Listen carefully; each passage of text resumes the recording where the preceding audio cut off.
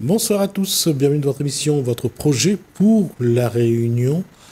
On va se poser la question, on parlait de plantes avec Jacques-Daniel Jeannette, bonsoir. Bonsoir. Et je voulais ce soir poser la question, la Réunion de l'époque des années 60, avec la misère qu'il y avait, comment les plantes étaient j'allais dire, façonner tout et permettait de vivre un Noël, permettait aux familles modestes, dans la case en paille ou une vieille maison en bois sous tôle, arriver à mettre de la couleur, à mettre à manger sur la table, à vivre quelque chose malgré tout. Et c'est une époque qu'on a connue.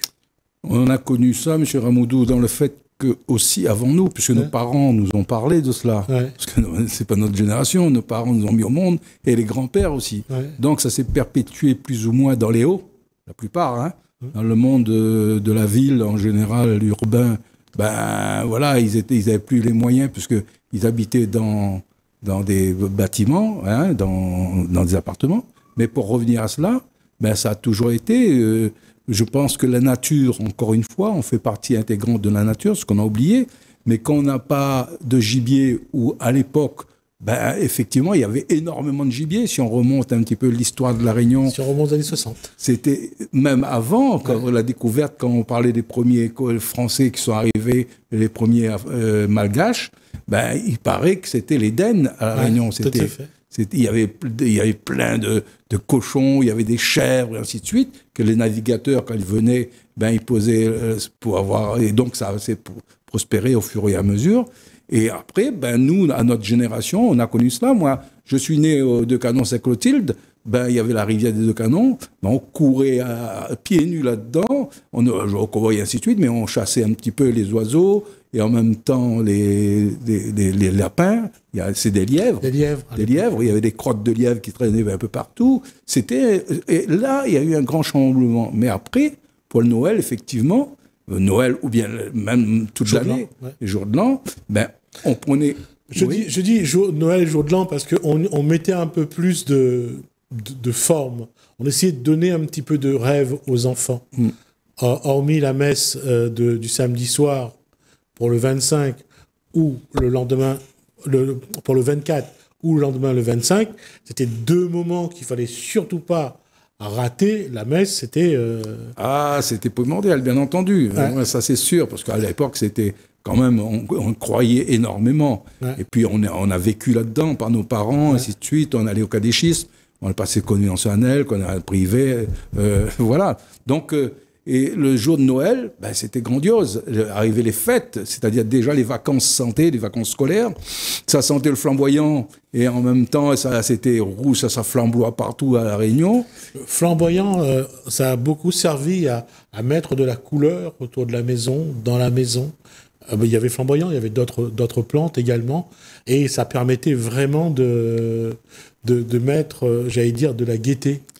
Donc le fait, encore une fois, le Réunionnais, au début, je pense que dans la misère, il fallait qu'ils se débrouillent.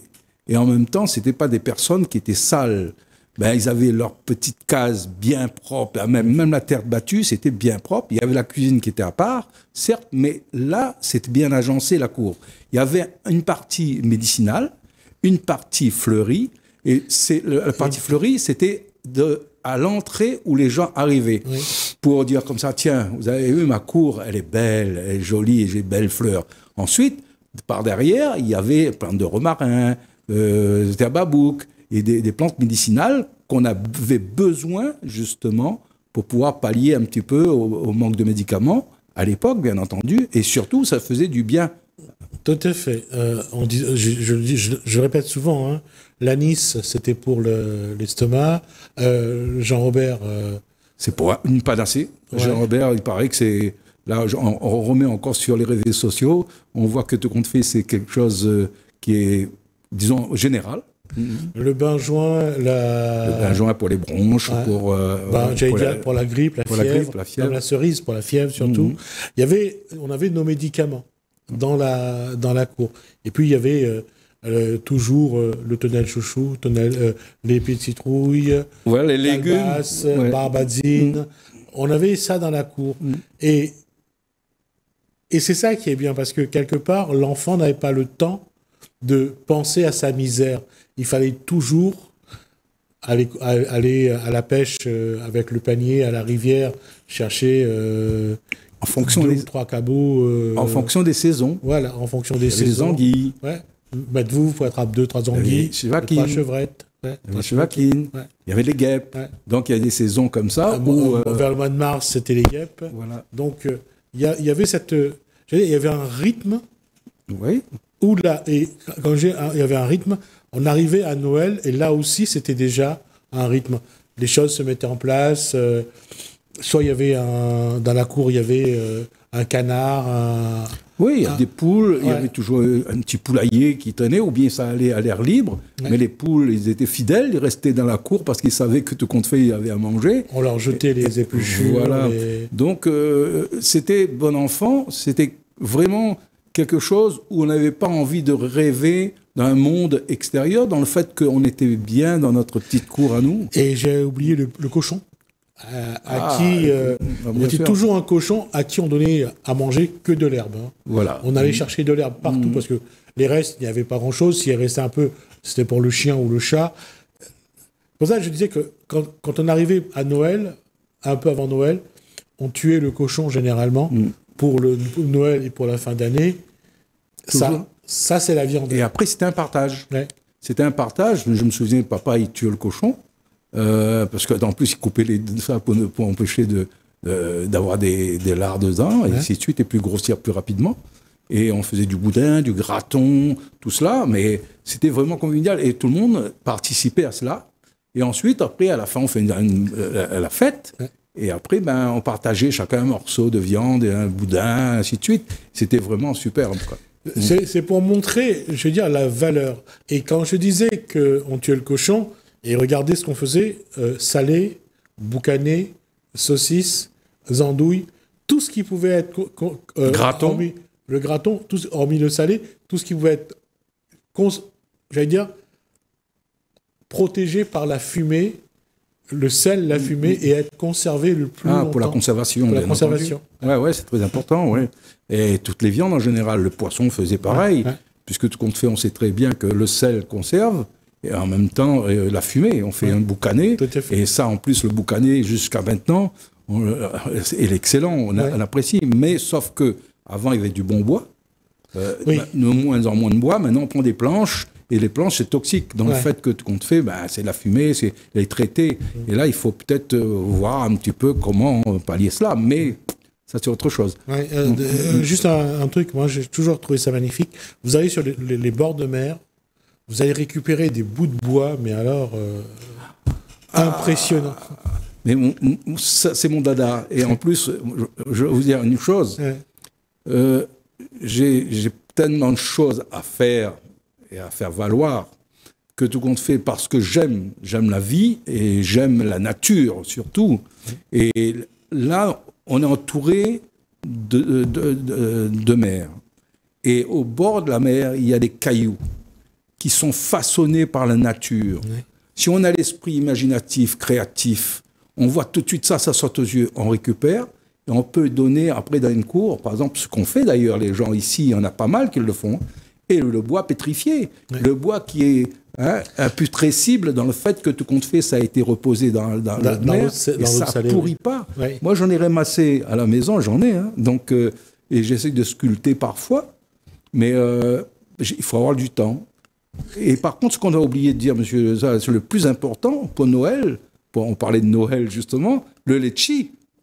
Le litchi Longani. Le litchi Longani. Et j'ai parlé tout à l'heure d'une branche de bambou. En fait, c'était plus une branche de filao. On coupait une branche de filao et on mettait toujours 2 ou 3 ballons dessus.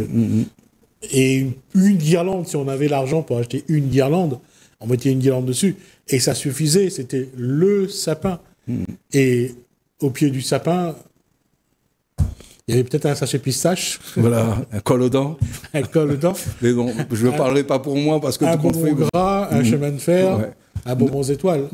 Mais nous, le cadeau, on recevait par l'OETF. Papa, il travaillait à l'OETF à l'époque, donc l'administration, en général, les administrations, ils avaient leur cadeau, systématiquement, ils fait une journée de remise de cadeaux.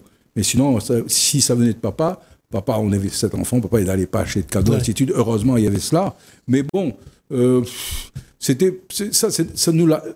comme les enfants de maintenant. On va l'utiliser une fois, 2 fois, par exemple. S'il reçoit un revolver, on va l'utiliser une fois, 2 fois. Je dis ça comme ça, en jouet, bien entendu. On va le mettre de côté. Et qu'est-ce qui nous intéressait? De courir dans la rivière, aller chercher les trucs, aller toujours avec la nature. Toujours avec la nature. Et c'est pour ça que parfois, on prenait une fessée dans le fait que allez chercher Daniel, allez chercher Daniel. Et là, on est tellement pris dans la nature qu'on pense même plus aller à manger. Et c'est ça qui est très agréable. Alors que maintenant, on fait tout à fait le contraire. Bon, on va pas jeter la pierre, l'anathème à qui que ce soit. Je veux dire par là, l'évolution. Les choses ont changé. Voilà, l'évolution dans le bon sens, ça va, mais l'évolution dans le mauvais sens, il faut le... Et ça, on l'a perdu. Ce contact avec la nature, ne serait-ce que dans sa cour. Se lever, regarder l'arbre qu'on a dans sa cour et lui dire merci d'être là parce que franchement, c'est une bénédiction. Mais ça, même ça, on ne le fait pas. Ne serait-ce que regarder la fleur, les plantes qu'on a dans sa cour, on ne le fait plus. On ne le fait plus parce qu'on ne le donne pas. C'est-à-dire, le fait, on va passer outre parce qu'on a le smartphone, le portable, ainsi de suite. Et il faut que les gens reviennent. Les gens reviennent vers la nature. Et pas seulement vers la nature, hein, c'est d'abord revenir vers eux.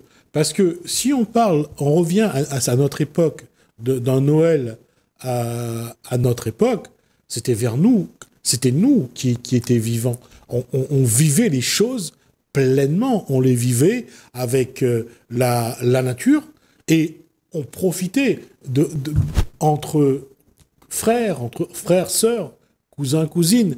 Et on était, j'allais dire, il y avait une communication qui a disparu depuis... Monsieur Ramoudou, c'est un vaste programme dans le fait, si on recommence, on avait des terres, on a vendu les terres, on a dilapidé les terres. D'accord? C'est pour avoir de l'argent. Et ça continue, et ça continue, et ça continue. Bientôt, on n'aura plus de terre. Là, on parle, disons, c'est des choses qui ne pourront plus se mettre en place dans le fait que là, c'est un autre terrain. On ne va pas parler sur ce terrain-là, on va dire encore que ce gars-là, il revient sur la migration, ainsi de suite. Alors que de compte fait, effectivement, il n'y aura plus de place. Et si vous faites, là, je fais un saut rapide, hein, vous passez dans l'ouest, vous allez voir le nombre de bâtiments qui montent, ainsi de suite. Oui. Jusqu'à quand? Maintenant, comment voulez-vous qu'on aille sur un terrain ou là, c'est canalisé. Je prends encore témoin les gens qui vont sur ça, on met des barrières, des barricades partout, comme si il faut passer par là et on est canalisé. Comment voulez-vous? Et là, c'est interdit. Là, c'est interdit. Là, c'est interdit. Et ce que je trouve paradoxal, c'est que les gens extérieurs, eux, voient tout l'intérêt naturel de la Réunion. Il va y avoir de nouveau une course qui va traverser la Réunion presque en diagonale, je dirais, ou en ligne droite, ça dépend comment on veut regarder. Et ils vont refaire une course à travers les sentiers de la Réunion de 224 km. Nous, on ne voit pas l'intérêt de sortir, d'aller se balader sur un sentier. Monsieur Ramoudou, il y a un enjeu économique là-dedans, et un enjeu à faire le grand remplacement. Et pourquoi je dis ça? Parce que tout est fait à contre-nature. Tout est fait à contre-nature. Et on le voit systématiquement. On dit comme ça que la Réunion, c'est une perle au milieu de l'océan Indien. On emmène un maximum de gens ici. Je répète la même chose. On a critiqué le Réunionnais comme il fait 7, 8, 10 enfants, c'est trop. Donc il faut les envoyer là-bas. Et maintenant, avec l'Europe, on habille carrément la Réunion avec du béton, systématiquement, avec des voitures, et en même temps avec des gens qui enlèvent notre culture, carrément. Il n'y a plus de culture réunionnaise. Et là, je mets un bémol. La culture réunionnaise, qui est garant de la culture réunionnaise? Non. C'est le Réunionnais. Si le Réunionnais ne met pas en avant sa culture, on pourra... Ce que moi, je reproche aux Réunionnais, c'est de ne pas se battre suffisamment pour préserver ce qui lui appartient. On a parlé ça la dernière fois. C'est-à-dire le fait, encore une fois, les Malbars, ils font très bien cela. Les Chinois, ils le font, ainsi de suite. Mais il y a cette... comme nous, les yab, les gros yab, là, c'est pas péjoratif ce que je dis. Non. Moi, je suis yab. On n'a pas... Est-ce qu'on a des ententes entre nous? Est-ce qu'on va faire une fête entre nous? Et en même temps, on revient là-dessus. Et comme c'est la créolisation, mais prenons le CAF, le Malbar, ainsi de suite, faisons une fête ensemble, avec une grosse vague en profondeur pour pouvoir remonter. Il n'y a que nous qu'on pourrait faire ça. Ouais. Mais si on ne le fait pas, si par exemple nous des élus, on parle des élus encore, si les élus ne donnent pas cet engouement pour pouvoir le faire et que tout compte fait, on privilégie toujours des gens de l'extérieur, il y a un souci, il y a un gros souci. Maintenant, on a tellement de choses à dire là-dessus. On est parti des plantes médicinales. C'est pour cela. Bah, quand on parle de plantes médicinales, j'ai vu ça sur YouTube. Et ça, c'est quelque chose qu'on avait tous dans la cour, d'une façon ou d'une autre. Le mourong, le bread mourong. Une panacée. On dit une panacée. Un bread mourong, il guérit presque tout. Et en plus, c'est beaucoup de calcium, au lieu de prendre du laitage qui n'est pas bon pour la santé. Et depuis longtemps, je vois ma mère, je discute avec ma maman, elle a des calcifications des doigts. Elle a 96 ans, certes. Mais parce que grand-père Savigny faisait du lait, il avait des vaches et du fromage. Ben, on a ingurgité ça au maximum. Maintenant, il y a des professeurs sur Internet qui disent ça, le lait de vache, le fromage, ça, c'est dangereux ce que je dis. Parce qu'ils risquent de dire comme ça, tiens, je décourage les gens à manger du fromage, ainsi de suite, c'est leur problème. Mais que ça donne du calcium, ça donne une calcification des os. Là, à l'école, à mon époque, et je pense qu'aujourd'hui encore, on dit aux gens de manger les produits laitiers. Oui. Parce que c'est bon de boire le lait et de manger des produits laitiers. Sauf qu'aujourd'hui, ils commencent à découvrir, et c'est vrai, Jacques Daniel, Jeannette le dit, mais d'autres le disent aussi, et l'ont dit avant lui d'ailleurs, c'est que le lait de vache n'est pas bon pour le corps humain. C'est pas que c'est pas bon, c'est que tout compte fait, une vache, quand il fait un petit, le petit, il pèse déjà 20 kilos. Ouais. Et quand une dame met au monde un enfant, ben, l'enfant, il pèse 2-3 kilos. Ouais. Donc, c'est ce surplus de calcium dans le lait qui fait que tout compte fait, ça fait l'artériosclérose, ça fait plein de choses, qui décrètent plein de maladies. Ça, on le sait, c'est ouvert, on le sait maintenant, tout le monde, si on regarde un peu les réseaux sociaux. C'est pour cela, d'ailleurs, à travers les plantes, toutes les plantes, en général, il y a un peu de calcium dedans. Donc, si on arrive à... Il faut aussi travailler un peu sur soi. Ouais. Comme vous dites tout à l'heure, travailler sur soi, c'est-à-dire prenez la peine d'aller prendre un bouquin vraiment ou bien des choses vraies, aller à la bonne direction, mais pas écouter des charlatans ou des gens qui divulguent l'information, ils parlent énormément, mais pour très peu, quoi. Et pourquoi je dis ça? Parce que c'est comme pour Noël aujourd'hui. Quand on regarde ce que la société d'économie a fait de Noël, en plus, il y a une chose, avant le Père Noël était vert. Est-ce que Jacques Daniel, Jeannette, sait pourquoi il est devenu rouge? Non, vous allez dire Coca-Cola. Coca-Cola, voilà, c'est ça. Il ne faut pas confondre Coca-Cola glacé au glaçon et caca collé au caleçon. C'est une boutade. Excellent, excellent. Et c'est vrai, regardez ce que la société a fait de ce Père Noël, et c'est devenu une société de consommation, mais c'est juste acheter des jouets que les jeunes n'utilisent pas longtemps, acheter à bouffer un max pour être malade après le 3 ou le 4 janvier, mais c'est manger comme des porcs pour enrichir les producteurs, quoi. Mais en plus... Et ça, c'est paradoxal, c'est-à-dire, je vais t'empoisonner. Tu vas acheter, toi, tu achètes, avec ton argent, tu es en train de t'empoisonner, et en même temps, tu vas redonner pour aller au docteur, pour pouvoir te soigner. Alors, c'est tout bénef pour eux, et rien bénef pour la collectivité dans le fait que les gens s'y s'informent pas. Et ça, à la fois, tu as un petit peu des parents. Parce que les parents, ils savent que tout compte fait trop de sucre, c'est pour ça qu'on parle de diabète, trop de sucre dans le corps. Et ça, il faut arrêter. Il faut que les parents disent halte au Coca, Fanta, tout ce qui est sucre. Soda. Soda, hein, je veux dire comme ça, c'est... Il y a l'eau. L'eau est faite pour nous. 75%, 80% d'eau dans notre corps. Oui. C'est pas du coca qu'on a dans le corps. Donc, c'est pour ça que je disais que Noël, à l'époque, avait cette valeur non seulement humaine, mais pour le corps, pour l'esprit, pour... Ça apportait vraiment des choses... C'était un point de rendez-vous, la fin de l'année. Ça marquait de la fin de l'année. Un point de rendez-vous avec la collectivité en général. Et on fait le pétard, pète partout, flamboyant, il pète partout. Litchi. Et litchi, ballot de litchi, et on avait la famille autour et on mangeait les litchis. Il faut ajouter au litchi l'ananas et la mangue pour la fameuse salade de fin d'année. Eh oui, eh oui. Et le rogaton, c'est pour le mariage, ça. Hein, non, aujourd'hui, les rogatons, ils font pour tout.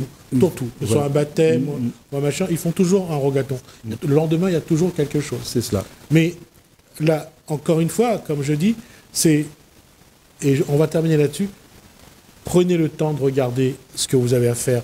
Et surtout, est-ce que ça a vraiment de la valeur? Est-ce que ça a de la valeur pour la famille? Est-ce que ça renforce les liens au sein de la famille? Manger comme ils mangent, c'est pas d'acheter ce qu'il y a dans les grandes surfaces que je critique. Tout le monde a le droit de se faire plaisir. Et quand je dis on mange trop, c'est que il faut manger vraiment pour se faire plaisir, non pas pour s'empiffrer comme. Et puis, je pense qu'on peut aussi faire un bon petit fricassé, par exemple, de bread. Et c'est aussi bon, le bois de chouche, par exemple, ainsi de suite. C'est aussi bon que d'aller acheter. Parce que dans la nature, on en trouve encore, on monte un peu dans les hauts. On trouve des herbages. C'est vrai, pas mal à droite, à gauche. Si on fait un peu de randonnée, on peut en trouver. Donc les gens, il faudrait qu'ils s'intéressent davantage justement à leur alimentation. Parce que ça, c'est très important.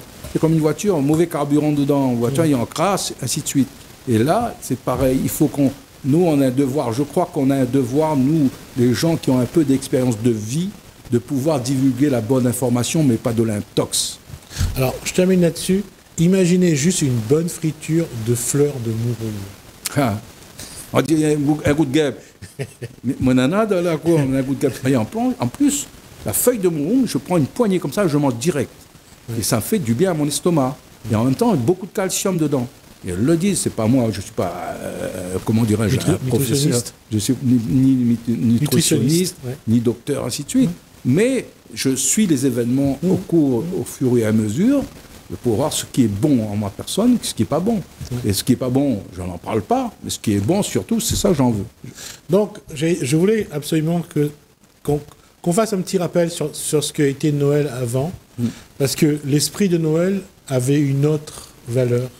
Aujourd'hui, elle a une valeur différente. Alors, à vous de voir comment vous devez préparer cette fête et la vivre. En tout cas, merci. Merci, monsieur Jacques, Daniel, Jeannette, pour ces souvenirs. En tout cas, ça a été vraiment très plaisant. Merci à vous de nous avoir suivis. Merci Hélène, merci François, je vous dis à bientôt.